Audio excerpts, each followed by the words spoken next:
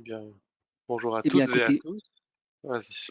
pardon, bonjour à Non, non, mais je toutes t'en et à prie, je sais pas si tu allais commencer, je t'en prie. voilà, bonjour à toutes et à tous. Donc, bienvenue dans ce webinaire qui va être consacré au décret Bax.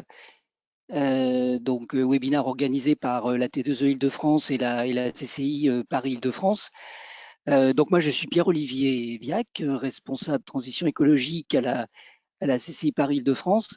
Et il nous a semblé avec la T2E qu'il était important de vous apporter toute l'information utile sur ce futur décret Bax, enfin, sur ce décret Bax actuel, hein, puisqu'il est déjà en vigueur, et qui va prévoir qui prévoit l'installation d'un système de pilotage énergétique des bâtiments existants à partir du 1er janvier 2025. Donc, c'est pour très bientôt. Et voilà, donc il nous paraissait utile de vous apporter toute l'information là dès maintenant sur ce décret. Caroline, si vous voulez passer la slide suivante. Donc, je vais passer tout de suite la parole à Guillaume Perrin, donc président de la T2E Île-de-France, qui va rappeler ce qu'est la T2E pour ceux qui ne connaîtraient pas encore. Donc, Guillaume, je te laisse dire quelques mots sur la T2E.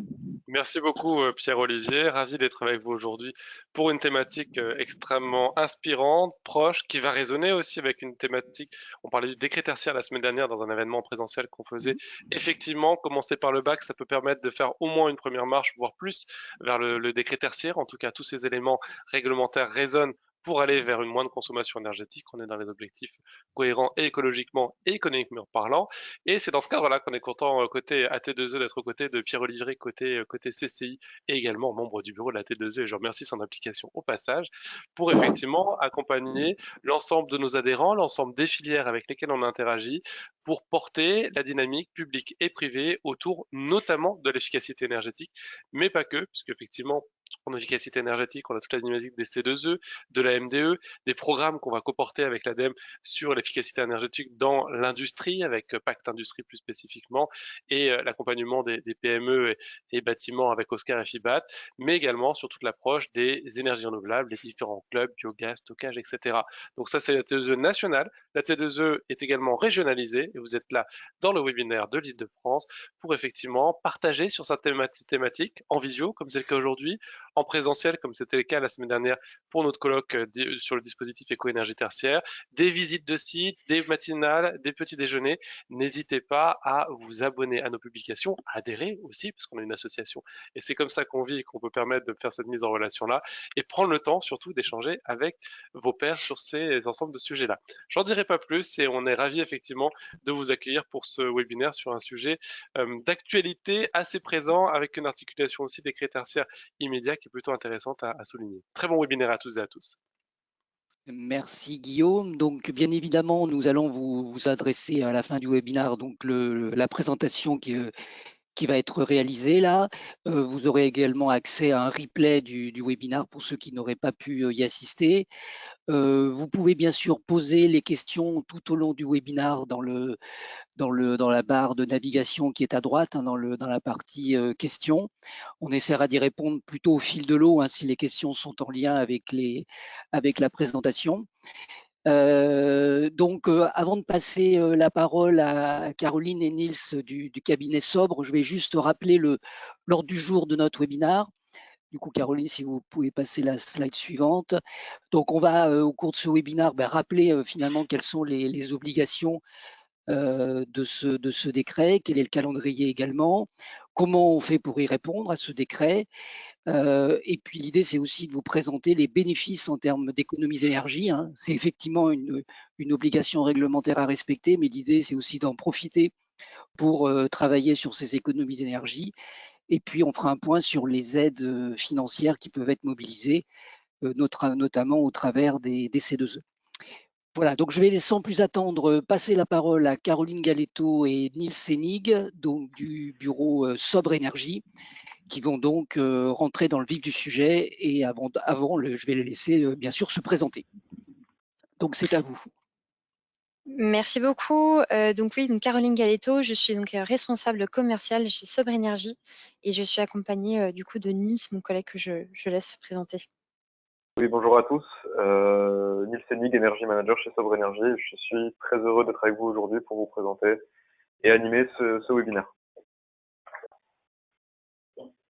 Donc tout d'abord, on va démarrer par la présentation de Sobre, donc partenaire de ce webinaire. Donc Sobre Énergie est une filiale de la Banque des Territoires et du groupe La Poste.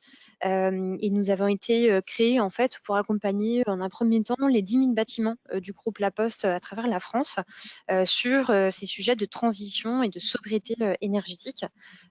Et donc depuis, on accompagne d'autres entités publiques et privées à travers la France, évidemment, sur ces mêmes thématiques.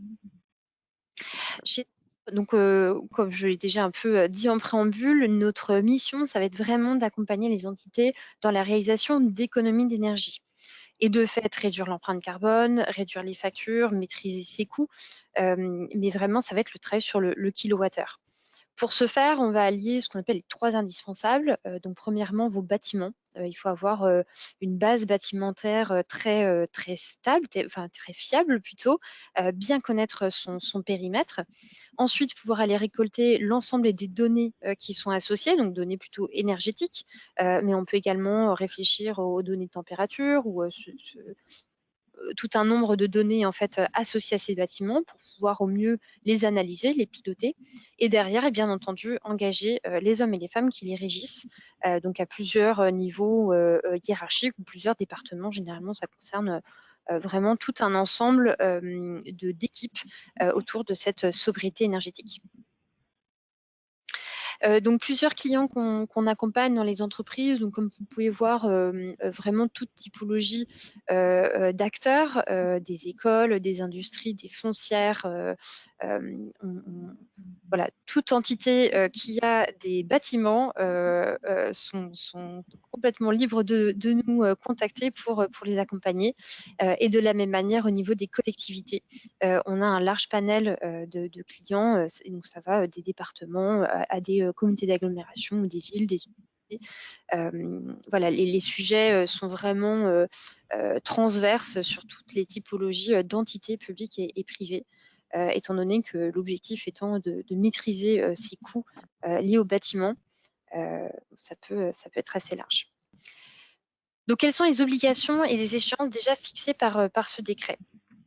De manière un petit peu plus macro au niveau du calendrier réglementaire, et on l'a dit tout à l'heure, déjà il y a ce fameux décret tertiaire qui oblige, qui est finalement une vraie feuille de route, car il oblige en fait à réduire ses consommations à différentes échéances.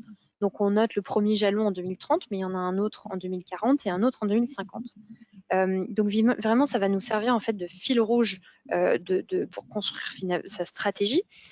Derrière auquel on rajoute par exemple le décret BAX, donc on va vraiment rentrer dans le détail de ces décrets en un second temps, donc je n'en dis pas plus pour l'instant.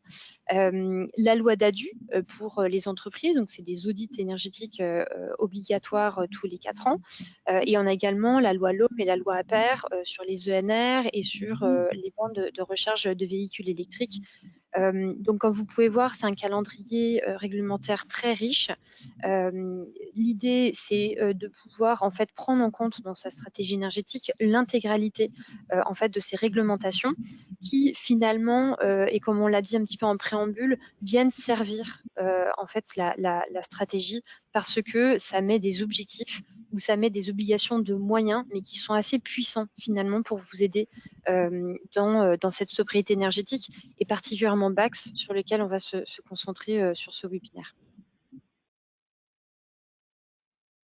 Donc les attendus de BAX, de manière assez synthétique, finalement, ça va être d'équiper en fait ces bâtiments de systèmes d'automatisation sur à minima votre climatisation, votre chauffage et votre éclairage, donc les fameux systèmes de CVC. Donc mettre en place une GTB sur les bâtiments tertiaires neufs et existants. Pour vos systèmes donc, de CVC, climatisation, chauffage, éclairage, ayant une puissance nominale de plus de 290 kW. Donc ça, c'est le premier seuil en 2025. L'objectif de la mise en place finalement de ce type d'outils, ça va être de pouvoir mesurer par zone, par exemple, vos consommations, pouvoir réguler aussi les équipements à distance et donc optimiser finalement le pilotage de vos consommations. l'idée derrière étant de dire que sur les bâtiments tertiaires, les consommations liées au système de CVC sont généralement dans l'ordre de 50% des consommations totales d'un bâtiment tertiaire. Donc finalement, cette obligation de moyens est une vraie opportunité en fait pour mieux maîtriser environ la moitié de sa facture énergétique. Au niveau des réglementations, comme on disait aussi en préambule, finalement, c'est un décret qui est déjà en vigueur parce que depuis avril 2020, à partir d'avril 2024, donc c'est très bientôt, mais il faut l'anticiper, tous les bâtiments neufs ont l'obligation de mettre des GTB pour des puissances de CVC supérieures à 70 kW. C'est plutôt bas, donc ça concerne la quasi-totalité des bâtiments tertiaires neufs. En 2025, ce sont pour les bâtiments existants et neufs ayant donc ce seuil de 290 kW et ce seuil va s'abaisser en 2027 à 70 kW pour que l'intégralité des bâtiments puisse être soumis à ce décret. Il y aura une inspection obligatoire 2 ans après l'installation de ces GTB et donc il faut être au rendez-vous. Il y a une exception si jamais le retour sur investissement de la mise en place d'une GTB est supérieur à 10 ans, alors vous êtes exempté de ce décret. Mais globalement, comme on va le répéter pendant le webinaire, c'est une vraie opportunité finalement de pouvoir maîtriser ses coûts. Et donc, on vous encourage à les mettre en place et à vraiment l'intégrer dans votre réflexion et votre stratégie. Merci Caroline. Maintenant qu'on a présenté les attendus de ce fameux décret BACS en termes d'automatisation du bâtiment, je vous propose qu'on se concentre sur ces appareils d'automatisation et plus particulièrement la GTB. Donc, qu'est-ce que c'est qu'une GTB ou gestion technique du bâtiment? Une GTB, c'est une unité centrale qui relie les différents équipements énergétiques du bâtiment, que ce soit chauffage, ventilation, climatisation, ainsi que les espaces de ce bâtiment par l'intermédiaire d'un réseau de boîtiers de contrôle et de capteurs. Bon, dans les faits, une GTB, ça s'apparente à un logiciel sur ordinateur disposant d'une interface où l'on peut consulter chacun de ces équipements ou de ces espaces. La GTB, premièrement, récolte des informations en direct sur les équipements, ainsi que des mesures de capteurs, que ce soit température ou présence, par exemple, et elle stocke ces informations. Mais elle permet également de donner des ordres à ces équipements afin d'optimiser leur fonctionnement. C'est un appareil qu'on appelle bidirectionnel. Alors, comme on peut le voir, il existe 4 classes de GTB classées par degré de performance. Ces classes déterminent si oui ou non une GTB remplit les exigences du décret BACS, car ce n'est pas le cas pour toutes, et on le voit puisque les GTB qui sont dites de classe D, donc qui sont des régulations limitées à des fonctionnalités de base n'ayant que très peu d'impact sur l'efficacité énergétique d'un bâtiment, ne sont pas conformes au décret BACS. Par contre, pour toutes les GTB qui sont de classe C ou plus jusqu'à A, affichant des niveaux de performance de plus en plus élevés de C jusqu'à A, elles sont conformes. Alors, je vous propose un exemple pour illustrer les fonctionnalités en slide suivante et un peu mieux comprendre de quoi il s'agit. Prenons par exemple le cas d'un bâtiment chauffé par une chaudière reliée à un réseau d'émetteurs type des convecteurs, des ventiloconvecteurs et qui sont commandés par cette GTB. Prenons pour chaque cas, qu'est-ce qui va se passer si on met une GTB de classe D? Premièrement, celle qui n'est pas conforme au décret BACS, on voit qu'elle ne permet que de donner des ordres basiques à la production de chauffage du type tout ou rien, une sorte de on-off. Et pour rappel, c'est celle-là qui n'est pas conforme au décret BACS. Maintenant qu'on passe aux classes conformes au décret BACS, si on regarde la GTB de classe C, on peut voir que on monte d'un niveau, puisque la GTB de classe C permet de contrôler le chauffage par pièce, par exemple, avec un programme horaire fixe.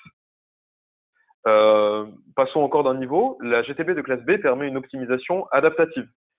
Par exemple, la GTB de classe B effectue le contrôle du chauffage par pièce, mais on y ajoute la détection de présence et d'absence qui permettra au chauffage de s'autoréguler localement. Puis vient ensuite la GTB de classe A qui permet une optimisation prédictive, contient toutes les fonctionnalités que l'on a listées juste avant, mais en plus de ça permet une relance prédictive du chauffage optimisé en fonction des prévisions météorologiques et de la baisse en température du bâtiment On peut, à ce niveau-là, parler d'intelligence artificielle imbriquée dans la GTB directement. Évidemment, les économies d'énergie générées par chacune de ces GTB croient avec la classe, tout comme le prix.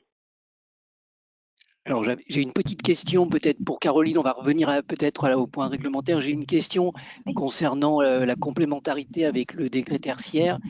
La question, c'est est-ce que le périmètre est identique aux bâtiments visés par le décret tertiaire, en fait? C'est une très bonne question. Oui et non. Pourquoi? Parce que le décret tertiaire, pour rappel, concerne les bâtiments de plus de 1000 m². Donc, on est plutôt sur un assujettissement de par sa surface, alors que le décret BAX, on est un assujettissement par rapport à des puissances de systèmes de climatisation, ventilation et chauffage. Donc, vous pouvez avoir généralement, les grands bâtiments vont être forcément assujettis aux deux, mais vous pouvez avoir un petit bâtiment ou un bâtiment, par exemple, de 1000 m² qui n'est pas forcément assujetti à BAX parce qu'il n'a pas cette puissance de CVC. Et attention, étant donné qu'il y a deux seuils d'assujettissement, donc 2025-2027, il se peut qu'en 2025, vous ne soyez pas assujetti, mais qu'en 2027, vous le soyez. On estime que 70 kW, tous les bâtiments de plus de 1000 m² seront globalement concernés. Après, c'est plus l'échéance 2025, où là, ça va dépendre de vos systèmes. Mais vous voyez, on n'est pas exactement sur les mêmes conditions d'assujettissement. Donc, ça nécessite de se pencher sur ce volet-là, de bien connaître ses équipements ou de faire appel du coup à des experts comme Sobre pour vous aider dans cette démarche et vérifier votre assujettissement. Alors, il y a une question complémentaire sur comment est déterminée cette puissance, mais peut-être qu'on en parle plus tard, Nils, de comment on calcule la puissance, ou est-ce que vous voulez répondre tout de suite? C'est plus tard? Oui. Ok, du coup, je vous laisse continuer, Nils. Super. Ça. Alors, oui, là, tu peux reprendre la main, Caroline. Ouais. Donc, du coup, la question, c'est comment répondre à ce fameux décret BAX. Donc, il y aura plusieurs étapes pour justement se conformer. Déjà, et bien évidemment, identifier les bâtiments assujettis.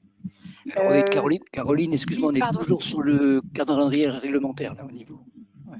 Ah, alors attendez, ça n'a pas suffi. Ouais, c'est bon là, c'était bon là, mais on était toujours sur le calendrier, c'est pour ça.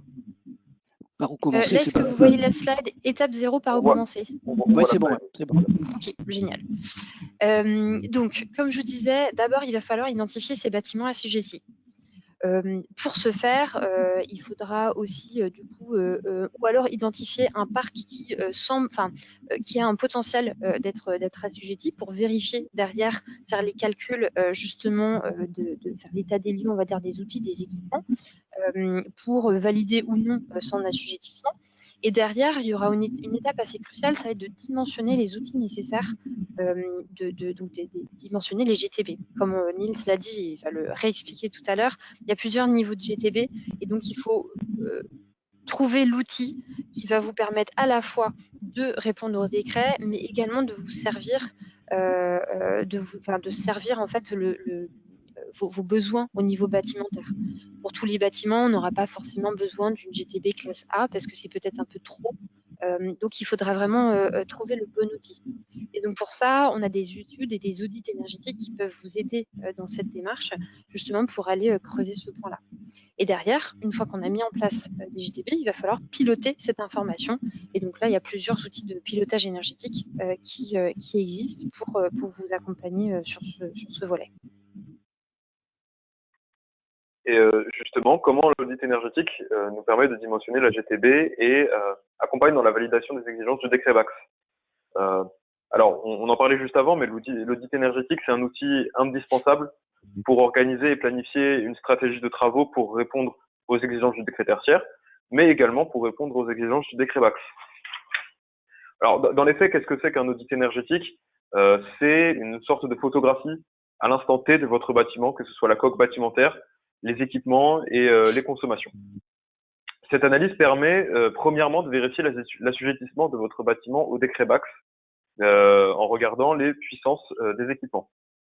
Et pour répondre à la question qui a été posée il y a pas longtemps, la puissance qu'on va regarder, ça va être la puissance thermique, qu'elle soit calorifique ou frigorifique, et ce sont les puissances nominales des équipements. Voilà. Et ces puissances sont cumulables. C'est-à-dire que pour l'instant, si on a par exemple 200 kW de chaufferie et 100 kW frigorifique de groupe frigorifique qui produit de l'eau glacée pour de la climatisation, par exemple, les puissances sont cumulables et c'est cette puissance finale qui va être regardée pour l'assujettissement au décret BACS. Mais comme Caroline l'a si bien dit tout à l'heure, si vous n'êtes pas assujetti aujourd'hui aux 290 kW, le seuil de 70 kW vous concernera sûrement si jamais vous êtes propriétaire d'un bâtiment tertiaire et qui est surtout assujetti au décret tertiaire, car la quasi-totalité des bâtiments de plus de 1000 m² ont une puissance nominale qui est supérieure à 70 kW. Je te laisse passer à la slide suivante, Caroline. Et justement, l'audit énergétique permet de dimensionner la GTB, dont le bâtiment doit être équipé s'il est assujetti. Partons du principe qu'il l'est. Et cet audit va permettre d'intégrer son installation parmi une démarche globale de réduction des consommations d'énergie qui va servir pour les exigences du décret tertiaire. Alors, le premier point qui va être étudié, ça va être quel périmètre pour notre GTB pour répondre au décret BACS.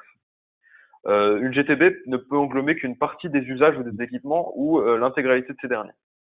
Les plus importants, comme le chauffage, la climatisation et la ventilation, seront intégrés et sont nécessaires pour répondre aux exigences du décret BACS.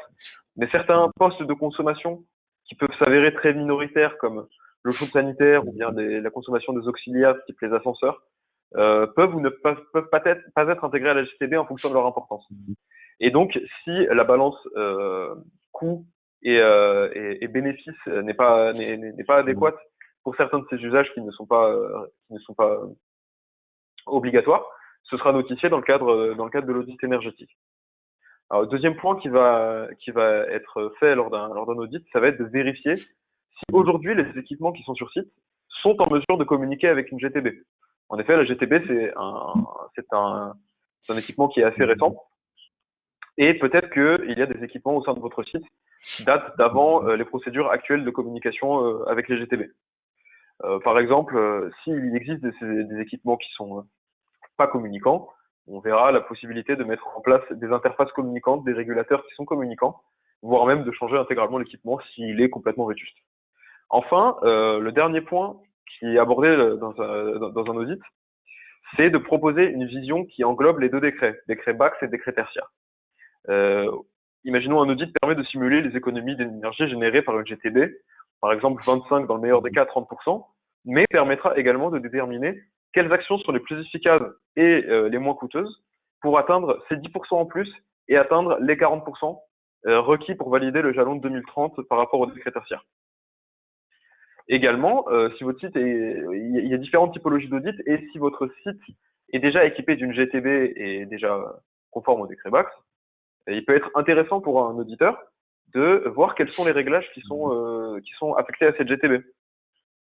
Alors, à titre personnel, j'ai vu beaucoup de GTB qui sont programmés de manière assez conservatrice par des entreprises de maintenance pour privilégier le confort des occupants. Et dans ces cas, des améliorations de réglage sont possibles pour trouver le juste milieu entre confort des occupants et efficacité énergétique. La preuve que justement le fait d'installer une GTB ne fait pas tout, bien la programmer est une marche à franchir. Je te laisse la main, Caroline. Merci. Effectivement, comme Niels le disait, l'objectif d'un audit va être, par exemple, de répondre à plusieurs réglementations. Donc, on s'est parlé du décret BACS, on s'est parlé du décret tertiaire.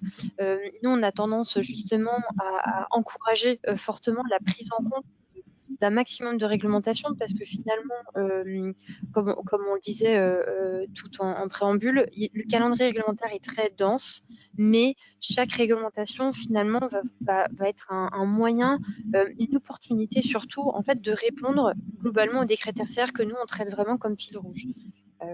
Donc c'est vraiment à prendre en compte quand vous menez des études ou des audits ou même des travaux tout court, parce qu'il faut vraiment balayer l'ensemble des réglementations, prévoir les assujettissements. Par exemple, si vous faites des travaux dès à présent sur des bâtiments et que votre bâtiment va être assujetti en 2027, vous avez tout intérêt en fait à mettre par exemple en place des GTB pour pouvoir déjà être conforme au décret BACS et derrière d'aller démarrer en fait vos économies d'énergie au plus tôt. L'audit énergétique, sa finalité, ça va être de vous mettre en avant des actions chiffrées avec un coût, un gain, le gain en euros, en kilowattheure, voire en gaz à effet de serre. Et donc, quand vous avez plusieurs audits qui sont menés en même temps, finalement, un audit énergétique, ça reste un rapport souvent PDF envoyé par mail ou au mieux imprimé. Donc, il faut en fait les mettre en musique, en fait, l'ensemble de ces études qui sont très précieuses. Et vraiment, il faut miser dessus. Et donc, c'est pour ça que chez SOP, par exemple, on propose ce qu'on appelle la digitalisation des audits.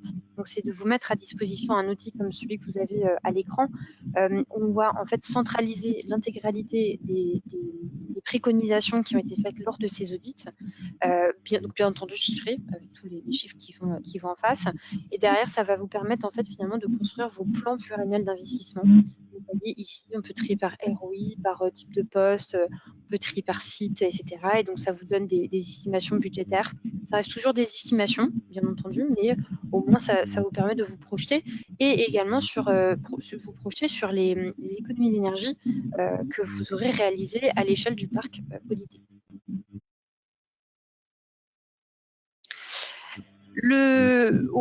Caroline, excusez-moi. Oui, pardon, dites-moi. Caroline, on parlait de monitoring là juste avant. Est-ce qu'il est obligatoire le monitoring, du coup, par rapport au décret BACS? Est-ce que la mise en place d'un logiciel permettant d'analyser les données est obligatoire? Alors, en fait, avec votre GTB, de toute manière, vous aurez un outil qui va vous permettre de remonter la donnée. Donc, il n'y a pas d'obligation réglementaire à mettre en place un outil de pilotage énergétique comme ce qui est à l'écran, typiquement, c'est pas une obligation réglementaire. En revanche, ce sont deux outils très complémentaires. C'est-à-dire que votre GTB, comme on l'a dit, va pouvoir piloter une partie finalement de vos équipements. Donc, vous aurez finalement une vision assez micro sur un bâtiment, alors qu'un logiciel de ce type une plateforme de ce type va vous donner la vision de macro. Donc, vous voyez, on ne joue pas exactement sur la même profondeur, le même périmètre. Donc, c'est des outils qui sont totalement compatibles, qui vont fonctionner ensemble. Et encore une fois, l'objectif finalement du décret tertiaire, alors ça va être de servir les objectifs gouvernementaux en termes environnemental, mais pour vous, ça va être aussi une opportunité d'aller chercher des économies d'énergie. Donc la vision macro et piloter son parc finalement d'un point de vue énergétique est très important. Et derrière, il faut pouvoir avoir plusieurs mailles en fait de lecture. Donc la vision parc, la vision bâtiment et derrière la vision GTB pour avoir une lecture très très fine sur des équipements énergivores. Donc tout est compatible et c'est justement dans cette stratégie en fait énergétique qu'il faut réfléchir aux bons outils qui éventuellement parlent entre eux. Oui. Caroline, excusez-moi, on va essayer de faire des réponses courtes parce que j'ai beaucoup de questions. Okay. Donc je vais poser au fil de l'eau. On a des parasites. Alors moi j'ai coupé mon micro, mais les parasites continuent, donc j'ai l'impression que ça doit venir de chez vous les parasites. Donc peut-être quand vous parlez pas, peut-être couper votre micro côté Caroline ou Nils, voir si ça change quelque chose. J'ai une question sur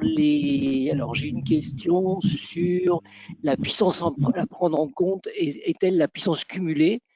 J'avais l'information inverse, puissance de chaud, puissance de froid. Merci pour votre précision. Donc, est-ce qu'on peut préciser ce qu'il y a à prendre en compte en termes de puissance cumulée? Et là, effectivement, il n'y a plus de problème de parasites. Donc, je ne sais pas. Je vous laisse répondre. Ouais, j'imagine que c'était mon micro qui provoquait ça. Ah oui, possible. Pardon, excusez-moi. Du coup, par rapport à la puissance, par rapport à la puissance, du coup, l'information que nous on a, c'est effectivement la puissance, la puissance cumulée et la puissance nominale. Mais effectivement, il serait intéressant de vérifier ce point et de revenir vers vous avec la réponse finale. D'accord. Alors, dans le cas d'un bâtiment équipé de plusieurs systèmes de chauffage, doit-on cumuler l'ensemble des puissances pour déterminer si l'on est assujetti? Le cas échéant, peut-on raccorder chaque équipement à la GTB? Oui, alors en effet, pour la puissance calorifique, la somme des équipements et la somme de la puissance des équipements est à prendre en compte. Et tous ces équipements sont reliables à la GTB. Modulo les quelques travaux d'installation de protocoles de communication. Si jamais on a des équipements qui sont de marques et d'âges différents, il faut tous pouvoir les mettre à niveau pour qu'ils puissent communiquer la même langue avec ce système de gestion centralisé. D'accord. Doit-on suivre les consommations de chaque usage énergétique, chaude sanitaire, éclairage, chauffage, clim, ventilation, ou de chaque système raccordé à la GTB? Alors, l'usage de la GTB ensuite se fait après finalement. Lorsqu'on a une GTB, imaginons de classe B, effectivement les données de consommation remontent. Alors, ça dépend si on installe du sous-comptage ou pas, mais les données de consommation, si on a un système qui est avancé, les données de consommation par usage vont remonter au niveau de la GTB. Je sais pas si je réponds bien à la question. Mais il n'y a pas d'usage. Comment se servir de ce GTB? Ce n'est pas précisé dans la réglementation sur comment s'en servir.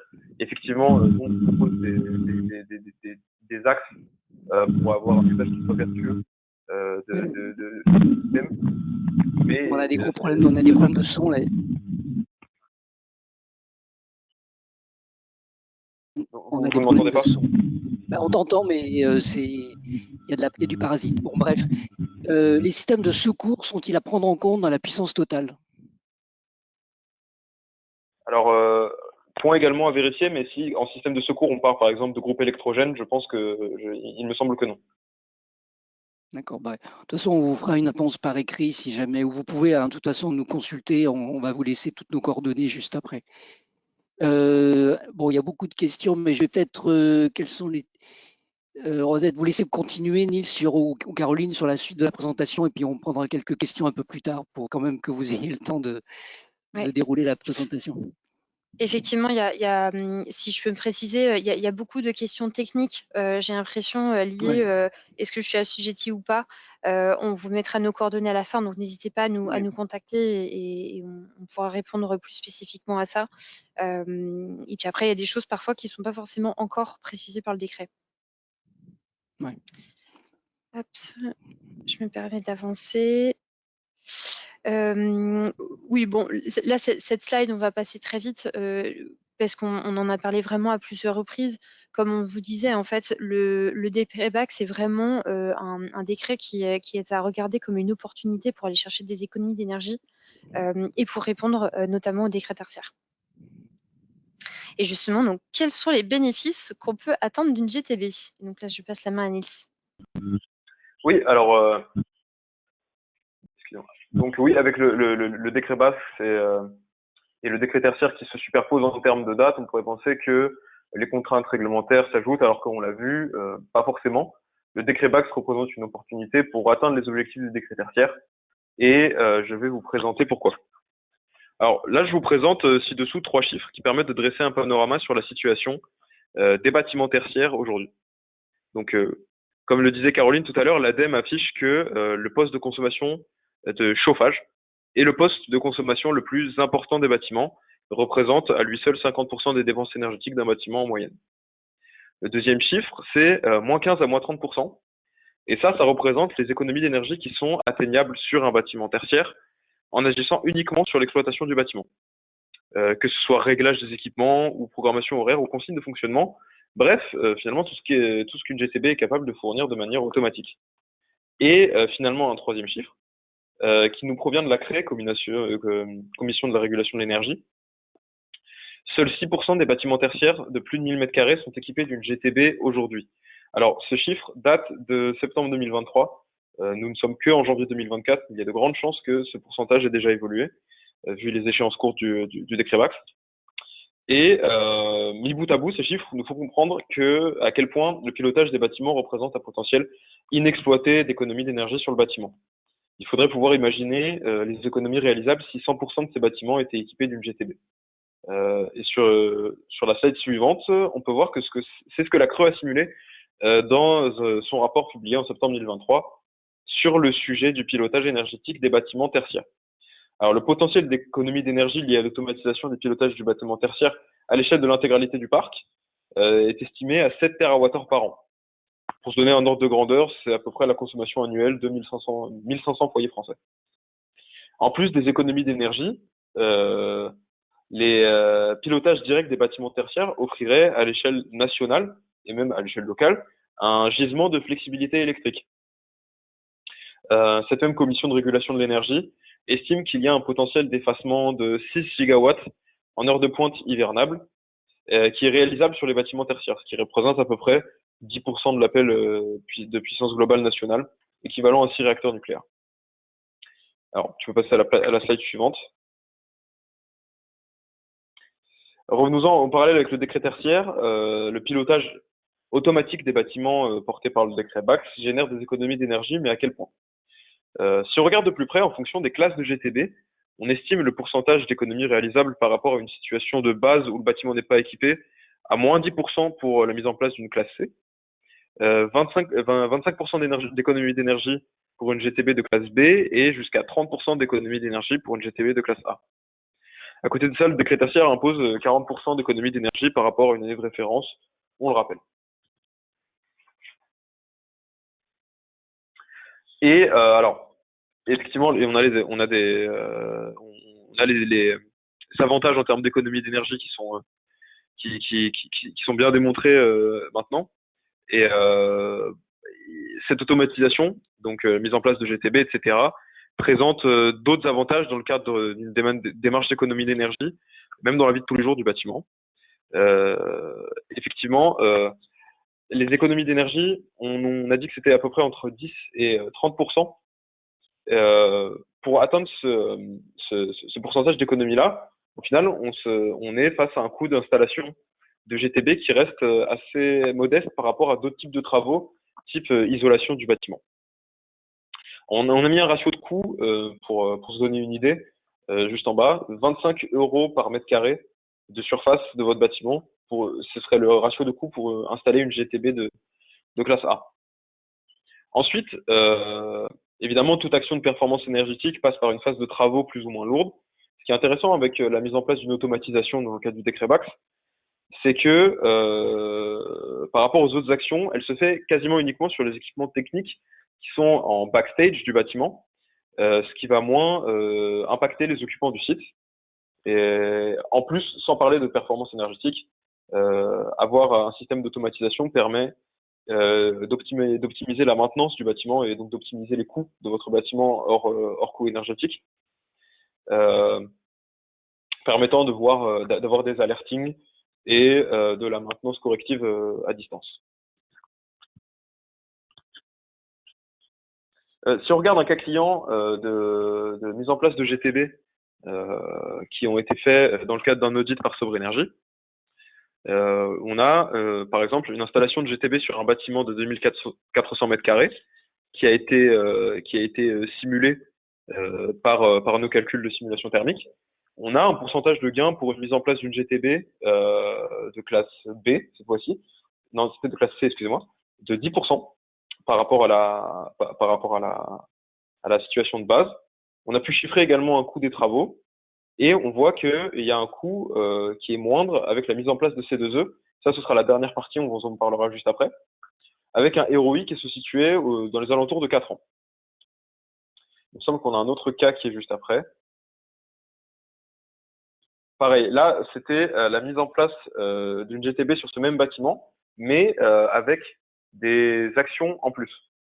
C'est-à-dire que on a proposé un scénario un scénario de travaux, d'actions, de performance à mettre en place sur un bâtiment qui avait déjà fait 18% d'économie d'énergie par rapport à son année de référence. On propose ici un bouquet d'actions qui permettent de faire un pourcentage de gain de 22% par rapport à l'année qu'on a prise en compte, mis bout à bout, on aura une baisse de 40% et on aura atteint le premier objectif du décret tertiaire.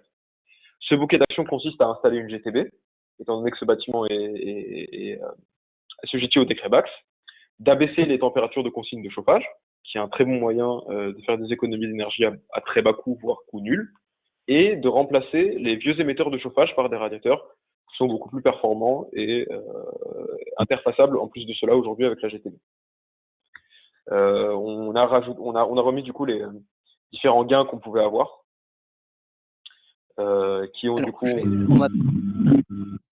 On va peut-être prendre une ou deux questions là. On va prendre une ou deux questions. Quels sont les types de contrats de maintenance pour assurer le bon fonctionnement de ce système?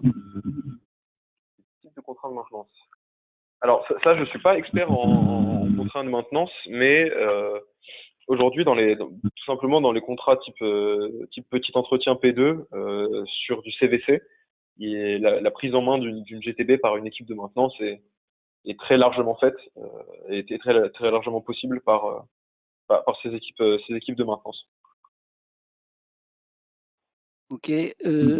Quand on parle de puissance pour être assujetti, on compte CVC, ECS et éclairage ou uniquement CVC? Non, on compte uniquement le CVC. D'accord.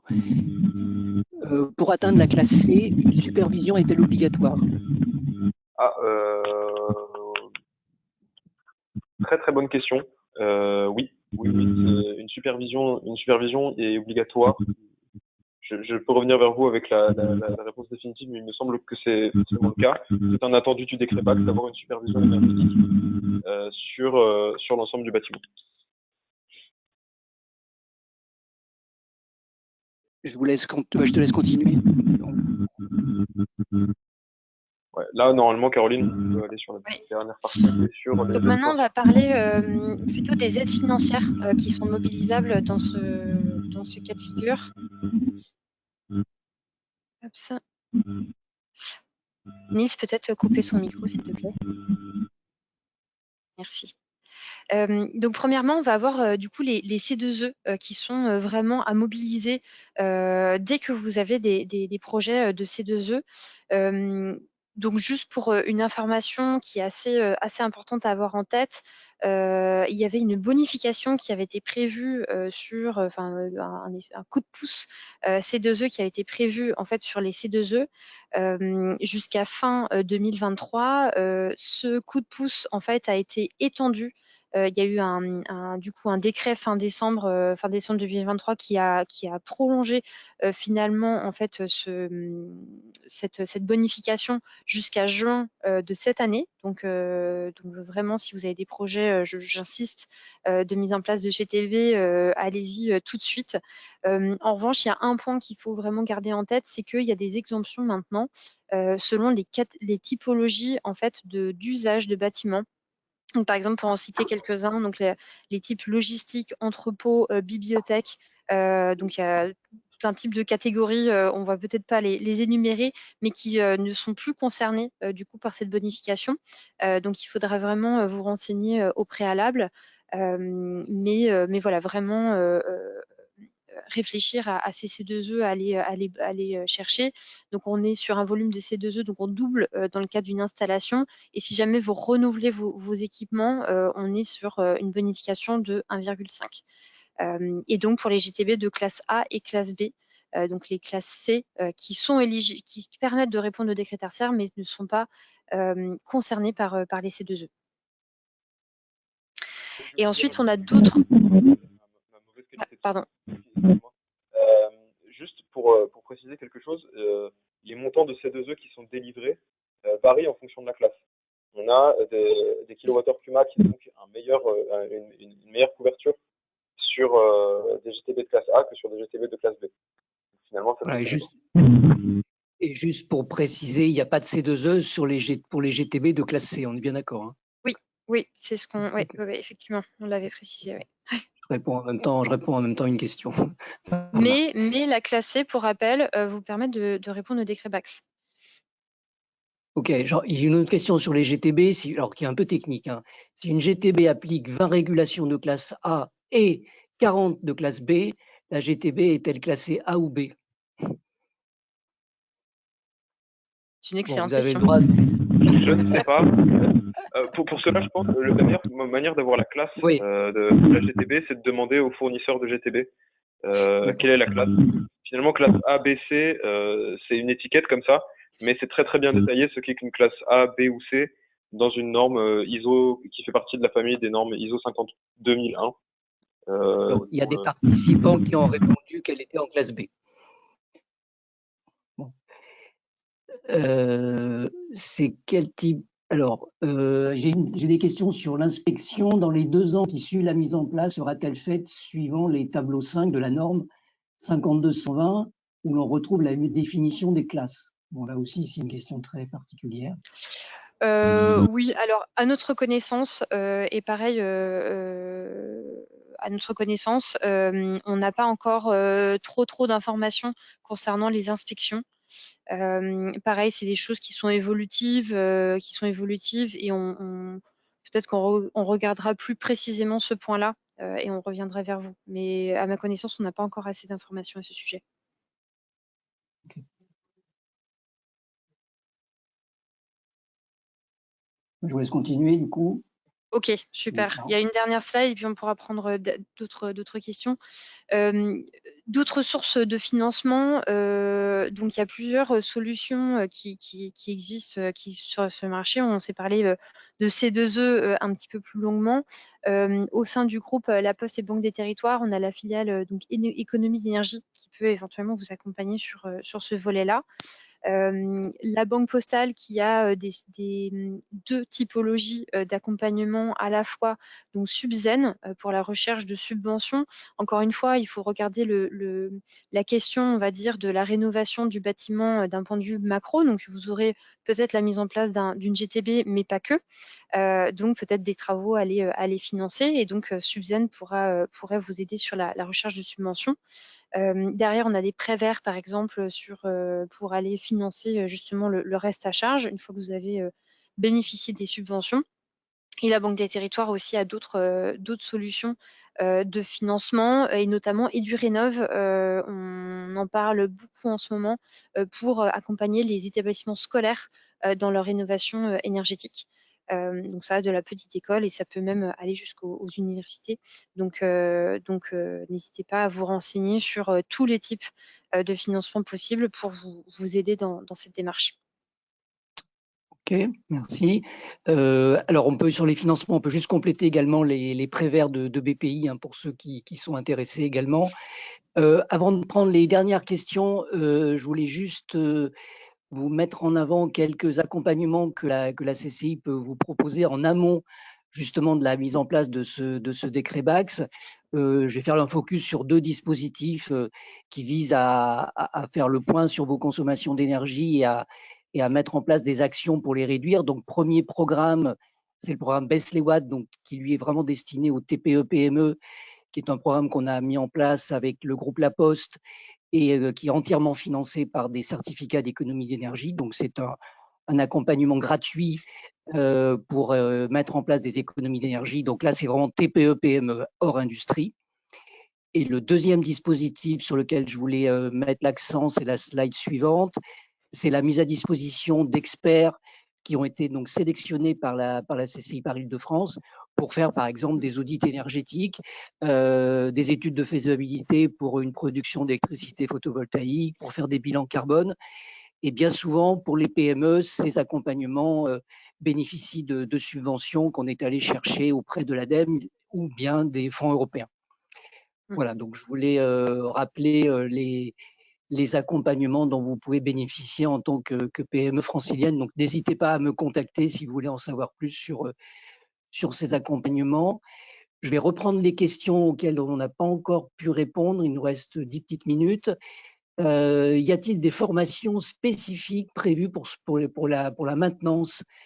Donc ça doit compléter peut-être une question qui avait été posée avant. Est-ce que vous avez connaissance de formations spécifiques? Ou est-ce que c'est les vendeurs de solutions finalement qui peuvent proposer ces formations? Alors malheureusement, on n'a pas l'information. Ouais, d'accord, c'est trop tôt. Ok. Pour les inspections de la GTB, doit être réalisée par un tiers, le mainteneur ou l'exploitant. Alors là, il y a vraiment les inspections Éline, se c'était pour feront. toutes les émissions. Ouais. Oui, Vas-y, Caroline. les inspections, comme je disais au préalable, on n'a pas encore, à notre connaissance, toutes les modalités. En revanche, ça se fera par une entité tierce. On peut imaginer, un peu comme le décret tertiaire, ce sera l'ADEME qui mettra en place des systèmes de contrôle. D'accord. Par puissance nominale, il s'agit de la puissance plaquée sur l'appareil ou de la puissance calculée pour le bâtiment? De la puissance plaquée sur l'appareil. Ok, super. L'inspection dans les 2 ans qui suivent la mise en place. Alors ça, on a déjà répondu, excusez-moi. Il faut être vigilant sur le fait que la GTB est bien validée par les grands exploitants, Engie, Dalkia, IDEX. Bon, ça c'est plus une remarque. Est-ce que vous confirmez ou pas forcément? Du coup, Niche, je ne sais pas si tu as des informations à ce sujet. J'ai pas plus d'informations que ça. D'accord. Moi, j'aurais tendance à dire, si vous avez déjà un contrat, oui, vérifiez avec votre mainteneur, mais j'aurais tendance à dire, théoriquement, vous êtes libre de choisir vos équipements. Ok. On nous dit qu'il faut arrêter de parler d'inspection. Il s'agit de contrôle par contact. Oui, alors c'est là où aujourd'hui, oui, effectivement, oui, on peut préciser ce point, mais comme je disais, aujourd'hui, contrôle par contact, et encore une fois, à notre connaissance, ce n'est pas encore très précis sur les modalités. Donc oui, on peut parler de contrôle par contact ou d'inspection. C'est pas forcément quelqu'un qui va venir voir inspecter vos bâtiments, Ok. mais oui, c'est effectivement. Ok. Un contributeur là nous dit qu'en général, ce sont les vendeurs de GTB qui proposent les formations. Effectivement, ça paraît logique. Alors, il y en a un qui dit que l'arrêté est publié, mais je ne sais pas de quel arrêté il s'agit. Bon. Il y a un arrêté qui est publié fin décembre, oui, qui précise certaines choses sur la BAX. D'accord. Alors, au niveau de la maintenance du système, qu'est-il prévu? Il me semble qu'il y a un entretien annuel ou tous les 2 ans obligatoire. Ça, Nils, je te laisse peut-être la main. Pour ce qui est d'une gamme de maintenance d'une GTB, alors moi j'ai pas forcément l'information. Cependant, comme chaque système qui est livré, des préconisations de maintenance préventive sont fournies avec. Oui, c'est ce que j'allais répondre. Voyez avec votre fournisseur de GTB. Enfin, normalement, c'est eux qui vous donnent tous ces outils-là de formation, de bonne utilisation, de maintenance. C'est vraiment à eux de vous préciser ces informations. Alors, la fonction A du décret BAX demande de suivre, enregistrer et analyser en continu les données de production et de consommation énergétique des systèmes techniques du bâtiment. Est-ce que c'est étudié dans la norme pour définir la classe? J'avoue ne pas totalement comprendre la question. C'est possible de la répéter? Alors oui, moi je ne suis pas sûr de l'avoir compris non plus. La fonction A du décret BAX demande de suivre, enregistrer et analyser en continu les données de production et de consommation énergétique des systèmes techniques du bâtiment. Est-ce que c'est étudié dans la norme pour définir la classe? J'avoue ne pas bien saisir la question. Ce qui est demandé par le décret, c'est de mettre en place une GTB qui vous permet de suivre, piloter vos consommations sur les équipements qui sont liés à cette GTB. Et puis après, vous avez différents niveaux de classe. On pourrait échanger. Ouais, On pourrait échanger en bilatéral parce que la question n'est pas très précise. Ouais. Moi, je ne la comprends pas bien non plus. Oui, une précision. Dans l'étude de cas présentée en classe C, un calcul de C2E a été effectué, alors que normalement, ce n'est pas éligible. Donc, je pense qu'il y a une petite coquille dans la slide qui a été présentée tout à l'heure, où ça a été dit à l'oral qu'il y avait du C2E alors qu'on est en classe C. Donc, je pense qu'il y a une petite coquille. On l'a bien noté. Nils, si tu... Ouais, on t'entend vraiment plus, Nils. Ouais. Au sens de la norme 52-120, nous parlons de régulation modulante. Est-ce qu'une loi d'eau et de la variation de vitesse sur pompe... Ouh là là, alors ça, je pense que je ne vais pas l'apprendre. Peut-être que pour les questions vraiment très très techniques, peut-être nous faire un mail, comme ça on pourra échanger plus précisément. Ce sera peut-être s'il y a des questions convenable. d'intérêt général. Oui, il y en a un qui précise que les contrôles par contact, c'est pour les C2E. Le décret BACS non, le contrôle par contact, c'est pour voir si vous êtes bien en lien avec le décret. Bon. Le décret BACS, y a-t-il des partenariats ou une liste de fournisseurs qui installent cela, qui installent les GTB? Est-ce que c'est ça? Je ne sais pas. Nous, de notre côté, on n'a pas forcément de préconisation de fournisseurs de GTB à mettre forcément en place. Non. Ok. Du moment où elle vous permet de répondre au décret. Pour répondre à la question sur la fonction décret BACS, rien à voir entre l'attendu du décret et classe de GTB. Une classe C permet d'atteindre partiellement le décret BACS en complément d'un système de monitoring énergétique. Vous confondez C2E et décret BACS. Bon, alors là, c'était plus une remarque. Le décret BACS oblige-t-il à remplacer les équipements hydrauliques qui ne répondent pas à la classe C minimum? Exemple, pompe à débit fixe versus pompe débit variable.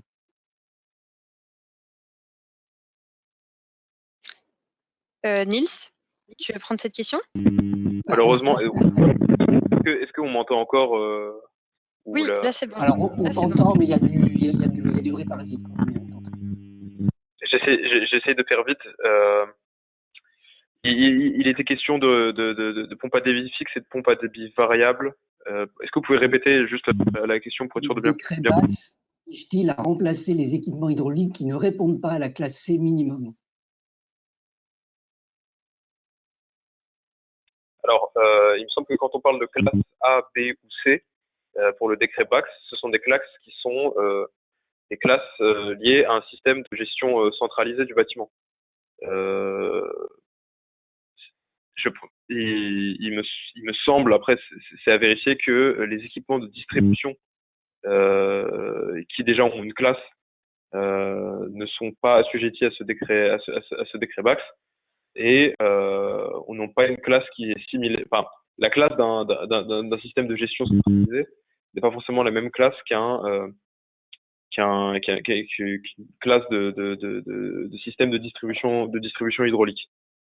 Après, ça reste à vérifier. Ok.